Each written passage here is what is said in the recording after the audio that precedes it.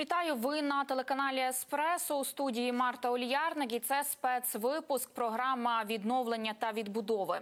У цьому проєкті ми разом з експертами об'єктивно намагаємося говорити про відбудову нашої держави, аби всі ті, хто в цьому має потребу і знає, що таке російська агресія, на жаль, вони отримали максимально вичерпну інформацію про те, що вони можуть робити, як вони можуть робити, знали про свої права і про свої можливості.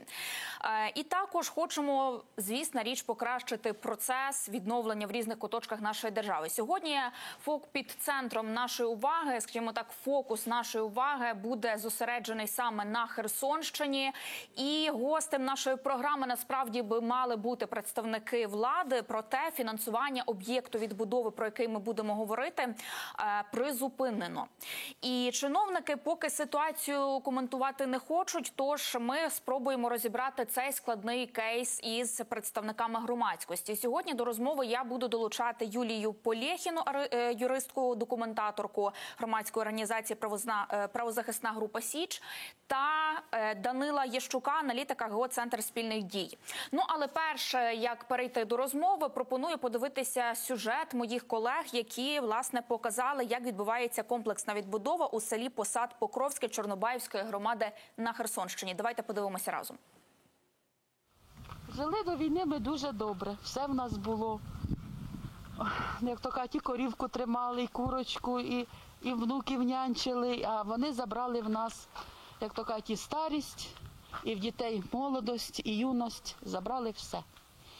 Це просто наболівше, накипівше, тому що вже думали, вже побудували будинок, будемо жити, як то кажуть, не тужити, нянчити, дітей піднімати, ждати наступне покоління. Але зруйнувало все, забрали в нас всі надії, сподівання, я навіть не знаю, як це сказати. Повномасштабну війну пані Марина застала у рідному селі. Якийсь час жила у погребі, але зрозуміла, що це небезпечно, і виїхала. Коли повернулася до Посад Покровського, то своєї домівки не впізнала. Тут була ванна у мене, і водичка ж тут була. Немає, бойлер, все, бо це тут і прильот був. Тут в мене спутникова антенна, може вони думали, то якийсь радар чи що сюди лупили, я не знаю. Це вже крик душі, ви вірите? Але було в мене тут так уютненько було, кахель ось лишився. Дуже шкода, що забрали в нас.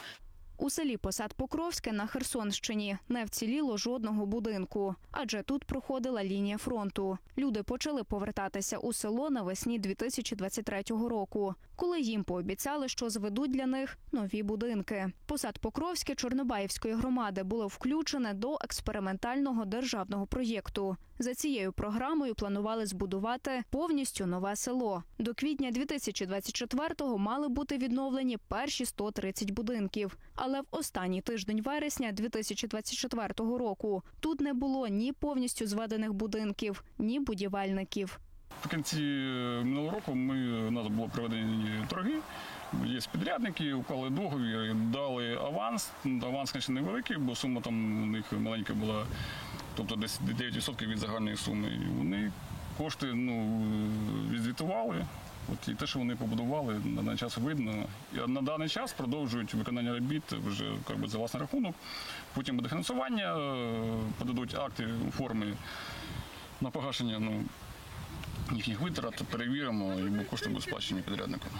Зараз у першій черзі на відбудову 120 будинків, 80 з яких необхідно будувати з нуля. У другій черзі – більше 240 будівель. Десь можна побачити готові фундаменти. Утім, роботи йдуть довго. 2 з 4 підрядників зупинили свою роботу у проєкті. Олександр Руснак каже, якби було вчасне та повне фінансування, будівництво можна завершити за півроку.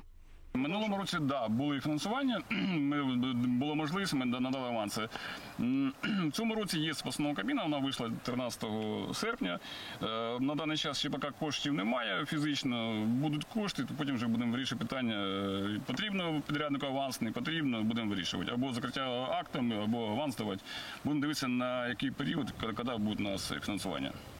На місці будинку пані Ніни залишилася лише купа цегли. Житло відбудувати їй не можуть, адже не вистачає усіх документів. Живе, де доведеться. Каже, що зимувати у модульному будиночку неможливо, тож чекає, коли їй зведуть тимчасове житло із дерев'яних дошок. У нас тут є організація така, ці віруючі. І оце нам привозять дерев'яні домики, ставлять, і то люди так живуть. Воно собача будка привезли, на що вони нам її привезли, як неї літом жарко, а зимою холодно. Дуже велику суму виділили на наше село. Звісно, а де ж воно? Де ж ті гроші? Де вони? Там вони починали, та хоч те покончайте вже, що ж почали ви. Благодійна організація «Район номер 1» взяла у Держагентства відновлення 5 будинків. Їх зведуть за кошти німецьких донорів. Наразі там встановили лише коробки будинків. Під таку ініціативу потрапила пані Ірина. Спершу людям казали, що облаштують житло всіма зручностями. Потім умови змінилися. Жінка каже, роботи зупинилися давно, причини їм не повідомили. Утім, обіцяють поновити будівництво всередині жовтня. Побудували швидко хлопці, ці з Волині, дуже гарні будівельники. І на цьому все. Почали в вересні, там вигнали стіни і поїхали до Нового року. Стіни, дах. А потім приїхали, зробили фасадні роботи, все всередині. Зараз там нічого немає, якби навіть перестінків, нічого немає. Все, ми чекаємо. І кожен раз обіцяють, що далі продовжимо. Але цього не відбувається поки. Уже більше року ми тут знаходимося. Мало того, що будинок цей не будується, води нема, зручностей нема. Це все важко. Ще одна проблема в селі – нема газу і навіть води. Труби нібито проклали, але на цьому проєкт зупинився. На протилежній частині села, де живе пані Ніна, вода є, адже її люди беруть із водонапірної башти. Жалко, що немає газу, бо бачите, всі труби воно пробиті повністю. Води, це дуже тяжко, що нема води, тому що вода – це основне. У нас є малесенька скважина, ні, то вода є, то її немає. Але ми в цьому році також попиталися сидіти в город, ми викопали картоплі, ми посадили помідори, ми посадили кабачки, огірки, вже трошки позбирали. Тобто ми питаємося жити своїм життям. Я намагалась трошки це продвинути чи як. Якщо чесно, я дзвонила на гарячу лінію. Думаю, якщо там щось треба, то допоможіть цим нашим, щоб уже тут продвинулось. Воно щось, дивлюсь, не знаю. Казали, буде вода, все буде. Буде вода, буде якась курка по двору бігати, буде якась корова. Кожен двір підводимо водопровідну мережу, буде колодязь, лічильник і кран стоять. Да. Зараз мережі десь водопровідної десь до 50 кілометрів загальна протяжність. Ми на даний час збудували там більше 5 кілометрів і десь порядка 123 колодязі з арматурою запірною. Отак от. Це по вулиці Бобровська, ми вже її випробовували, прийняли цю трубу, але поки підрядник не починає, бо також поки зупинився. Місцеві кажуть, що програма відбудови була нестабільною від самого початку. Роботи постійно переривалися та йшли вкрай повільно. Їм пояснюють, що грошей на відновлення немає. У старостаті села коментувати цю тему відмовилися. Там лише сказали, що цей проєкт не на часі, адже гроші потрібні на оборону. Хоча проєкт ухвалений, гроші з державного бюджету виділені. Уже 1,5 року посадпокровців годують самими обіцянками. Житло під ключ нібито мають здати до 2025 року. Тим часом, як виживати і де зимувати, люди намагаються вирішити самостійно. Наталя Стереправо, Оскар Янсонс, телеканал «Еспресо». Ось дякуємо нашим колегам за цей ґрунтовний сюжет, аби розібратися в ситуації, чому призупинено відбудову села. Ми зверталися, я нагадаю, до Агентства з відновлення та розвитку інфраструктури України, також зверталися до Херсонської обласної державної адміністрації, проте представники поки не погодилися взяти участь у нашій програмі. Зокрема, в агентстві наголосили, я зацитую, чекаємо відновлення фінансування, щоб можна було завершити всі роботи. Натомість обласна адміністрація зовсім не прокомунікувала з нами. Отже, люди чекають, чиновники не коментують, кошти на проведення ремонтних робіт не надходять. Що в такому випадку може зробити простий українець? Будемо, власне, говорити зараз з пані Юлією. Нагадаю, Юлія Полєхіна, юристка, документаторка громадської організації «Правозахисна група Січ» з нами вже є на прямому зв'язку. Пані Юлія, то що можна зробити в такій ситуації, коли вже навіть почали будівництво, є план робіт, але вони припинилися? Що порадите робити місцевим жителям? Доброго дня. Ну, що тут можна порадити? По-перше, звісно, звертатися. Це обов'язково, бо, на жаль, по моїй практиці, по практиці моїх колег, ці всі телефонні дзвінки на гарячі лінії, вони, на жаль, не працюють. Для того, щоб щось зробити, з'ясувати, чи вирішити це питання через поліцію, чи через судові структури, судові органи, через суд, потрібно все одно людям звертатися письмово. По-перше, обов'язково звертатися до розпорядника грошей, до держави безпосередньо, тому що я бачу, що гроші вже були виділені, тобто вже бюджет ухвалений. І це обов'язково потрібно робити тільки в письмовому вигляді, для того, щоб потім якісь докази були там або на представництво в суді, або ще щось. Такі ситуації можливі, якщо, наприклад, якісь були проблеми з тендерами, з постачальниками, і гроші були не реалізовані. Але ця вся інформація має доноситися до громади. І люди мають знати, в чому проблема. Правильно сказала мешканця цього села, що вона зателефонувала на гарячу лінію для того, щоб з'ясувати, чим саме, в чому проблема, чим саме їм можуть допомогти для того, щоб, власне, це все відбулося і поновилось. Ситуація, насправді, достатньо непрозора і немає, скажімо так, повної інформації про те, що відбувається. Я би порадила дійсно звертатися небайдужим громадянам, можливо, це може бути колективне звернення від мешканців цього населеного пункту. Стосовно того, що роботи не ведуться, гроші виділені, просимо пояснити ситуацію, що взагалі відбувається. З копіями на старостат, з копією на обласну військову ВЦА, військово-цивільну адміністрацію, повністю по всій ієрархії органу місцевого самоврядування і органу виконавчої влади. Іншого варіанту поки що я не бачу, бо якщо їх ігнорують, якщо вони не отримують відповіді, тут потрібно звертатися до уповноваженого Верховної Ради з прав людини на порушення закону про звернення громадян, бо ця інформація є публічною. Пані Юлії, дивіться, от ви згадали просто про обласну військову адміністрацію, і насправді це логічно, що вона би мала реагувати на такі потреби і запити людей, тому що насправді ми на порозі важкої холодної зими. Людям не буде де жити. Це серйозна проблема, яку треба негайно вирішувати. І, власне, якою має бути роль обласної військової адміністрації в цьому процесі? Чи вона може якось вплинути, надати людям тимчасове житло, як мінімум?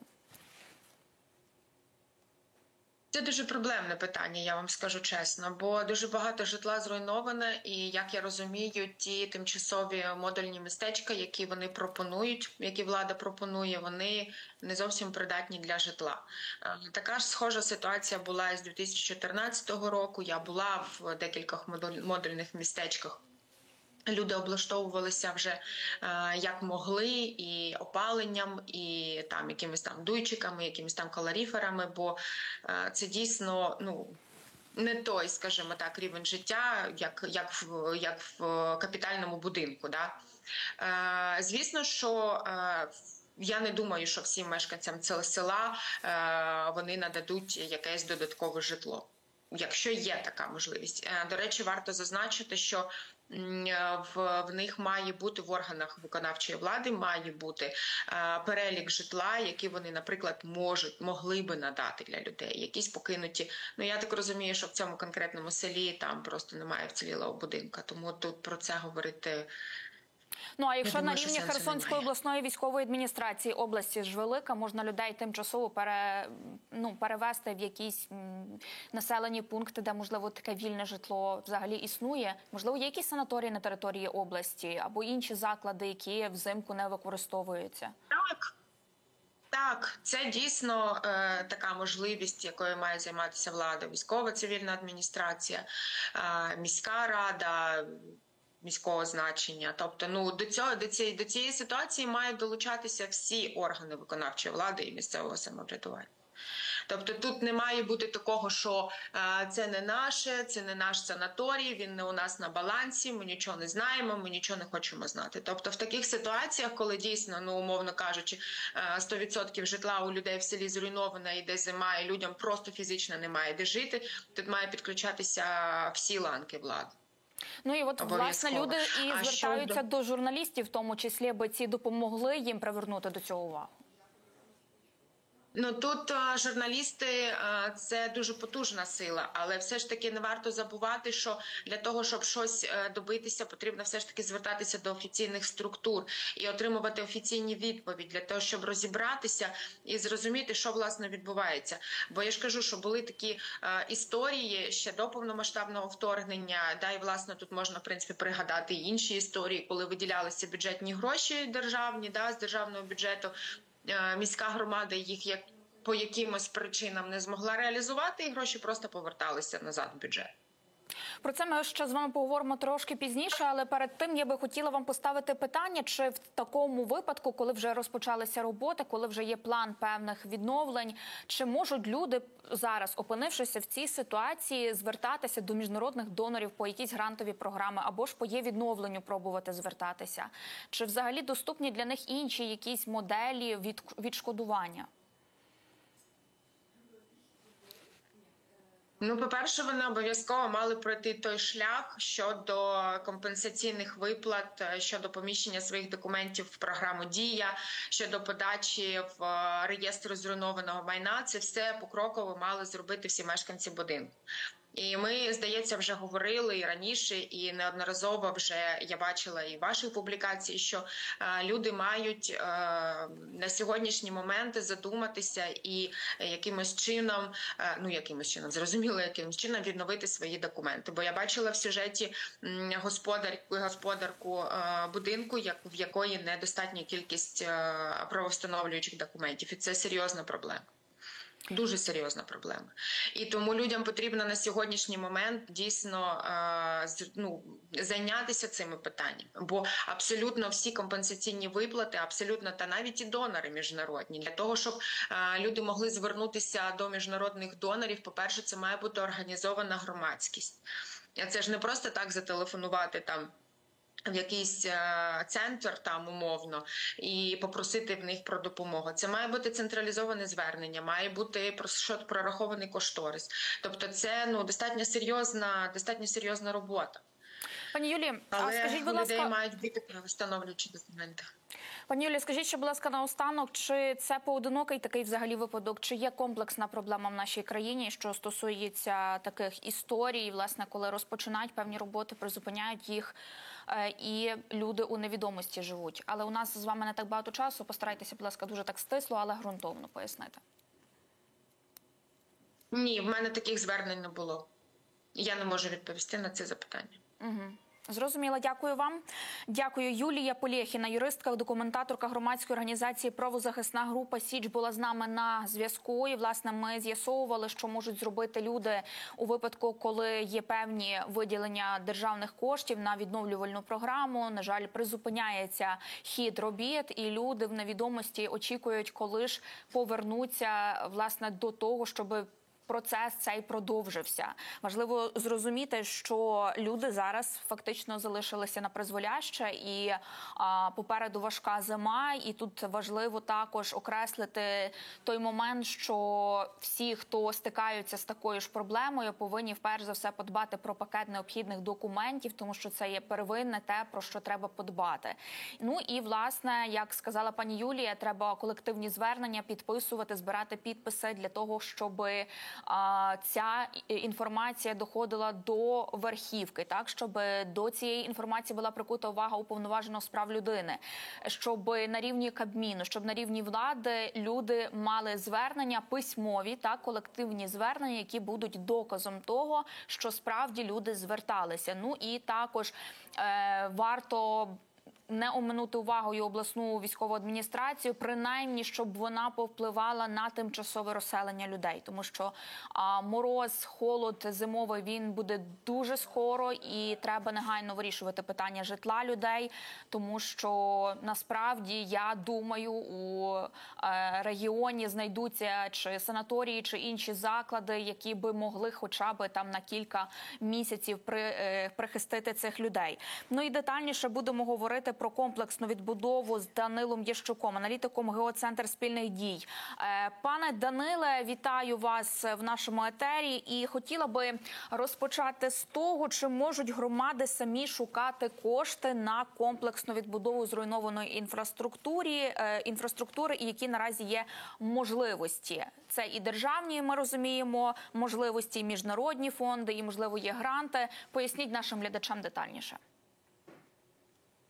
Доброго дня, вітаю всіх. Отже, дійсно, сьогодні існує доволі багато різних можливостей, як громади можуть залучати фінансування на свою відбудову.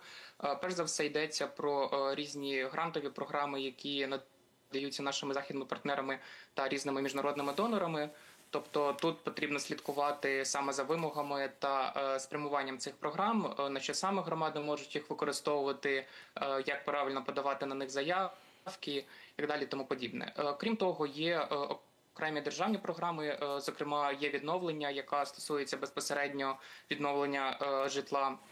І тут громади, скоріше, це фінансування залучати не можуть, але вони мають відігравати важливу роль стосовно того, щоб допомагати своїм жителям правильно заповнювати документи, правильно подавати заявки і таким чином отримувати компенсацію від держави.